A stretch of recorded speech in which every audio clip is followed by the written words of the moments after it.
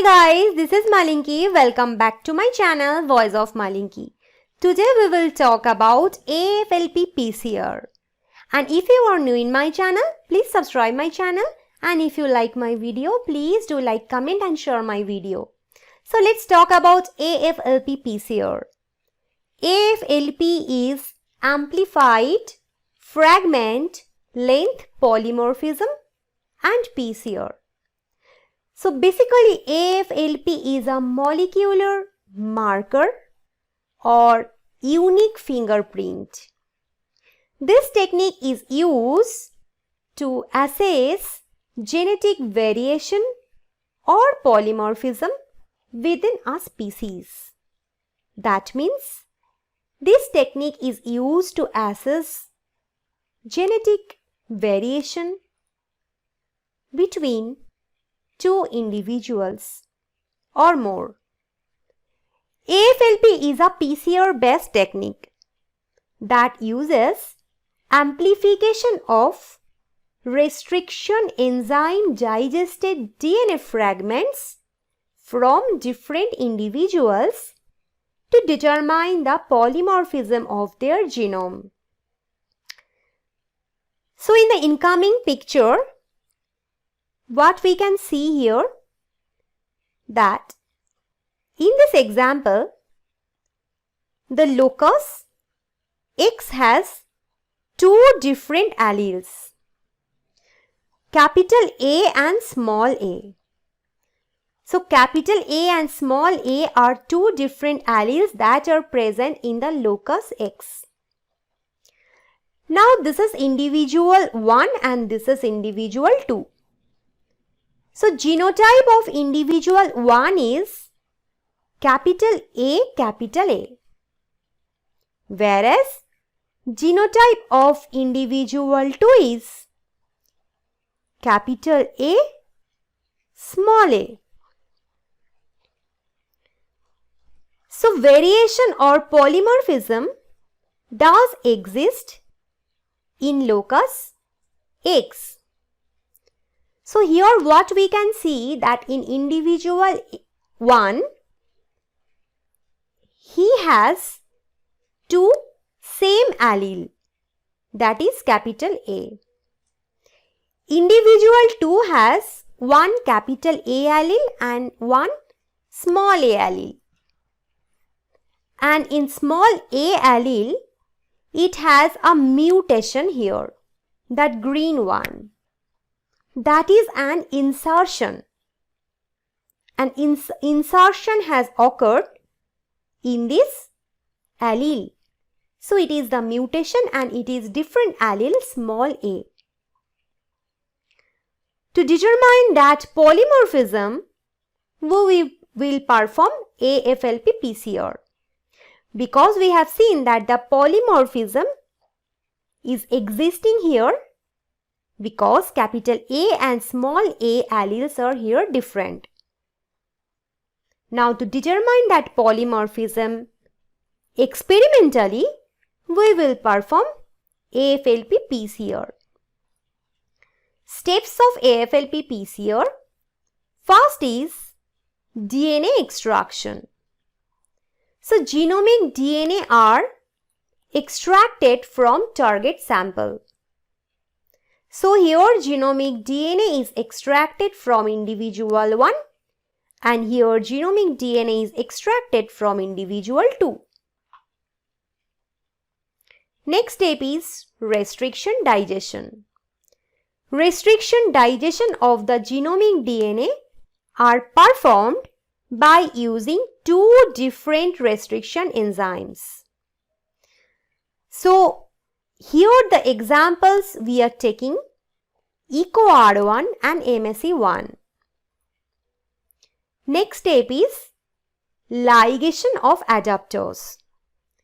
Restriction digestion of the genomic DNA generates sticky ends in the resulting fragments, which are ligated by using adaptose.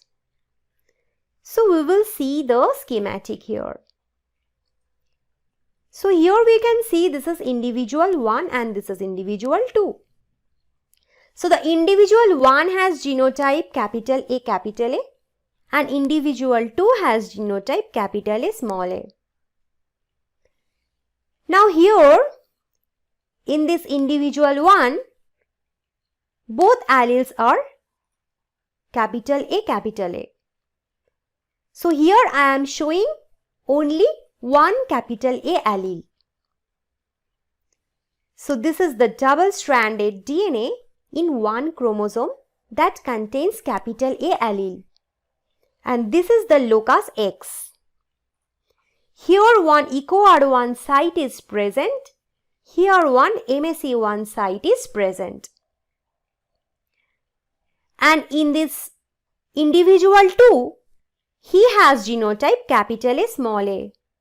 That means he has both alleles capital A and small a, and here I am showing only small a allele because capital A allele will be same as individual 1. So only one allele small a I am showing here. So this is again the double-stranded DNA and this is the locus X, where here EcoAD1 site is present and here MSC1 site is present. And this green one is the mutation, which is the extra part in the allele. It is an insertion. So now restriction enzyme is acting here in both the cases. And it will produce this product in individual 1 and this product in individual 2. So in individual 2, the digested product is little bit larger because it has this green part, that is the extra part. And we can see here that the sticky ends are generated in both the cases. In both the cases, sticky ends are generated here after the digestion. Now we will add adapters. So adapters will be now added that will be ligated in this sticky end. So these are the ligation of adapters. So this is the adapter part. This is the adapter part. Here also this is the adapter part and this is the adapter part. Then we will perform here the PCR. So PCR is now performed in this case. So this is the forward primer and this is the reverse primer. Here also this is the forward primer and this is the reverse primer. And we can see that the primers are basically complementary with the adapter. They have the complementary sequence with the adapter sequence. Next step is PCR. So this step is a normal PCR where the primers are complementary to the adapters. Here only those DNA fragments are amplified where both ends are ligated by adapters. Next step is gel electrophoresis. The PCR products are run on the gel. So we can see this is the gel.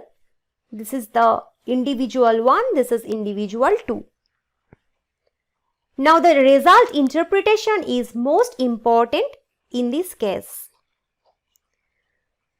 So individual 1 is basically homozygous because he has capital A alleles. Therefore, only one band is visible in the gel, that is this. As both alleles contain a unique AFLP marker, assuming allele A contains only one restriction site for EcoAD1 and only one restriction site for MSC1. and the band is very wide, or you can say darker, because it consists of the fragments of both chromosomes or allele A, and it is showing the blended bands because it has both fragments of capital A alleles. Next is individual 2. So individual 2 is heterozygous because it has the genotype capital A small a. Therefore, 2 bands are visible in the gel. So here 2 bands are visible. One band is for small a allele, another band is for capital A allele. In this case, allele small a is containing a mutation, that is the insertion that we have seen. Therefore, the size is larger compared to allele capital A. Hence, capital A allele runs fast in the gel. Here we can see that the capital A is running faster in the gel because it has small size compared to small a. In this case, band is very narrow or thin, you can see, compared to individual 1. Because 2 bands represent 2 alleles. One is capital A, another is small a. That means they are non-blended. These 2 alleles are not blended here, they are separate in this case.